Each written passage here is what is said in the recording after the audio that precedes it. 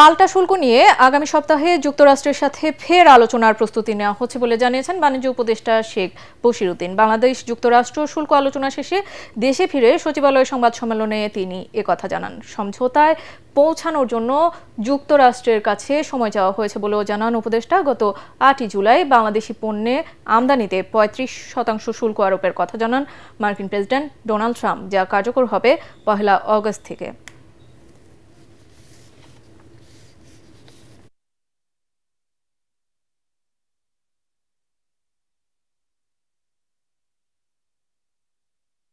আমাদের দ্বিতীয় রাউন্ডের আলোচনা শেষ করে এবং আমরা তৃতীয় রাউন্ড আলোচনার জন্য প্রস্তুতি নেওয়ার জন্য এবং প্রাসঙ্গিক এবং কিছু বিষয়ে আমাদের স্টেক হোল্ডার কনসালটেশন, যেটা আমরা আজকে করলাম বা আরও সামনে করব, এবং আমাদের আন্তঃমন্ত্রণালয়ের বিভিন্ন সংশ্লিষ্ট বিষয় রয়ে গিয়েছে, সেগুলোকে আমলে নিয়ে আমাদের প্রস্তুতি সম্পূর্ণ করে আমরা অতি দ্রুত আবার যুক্তরাষ্ট্রে ফেরত যাচ্ছি।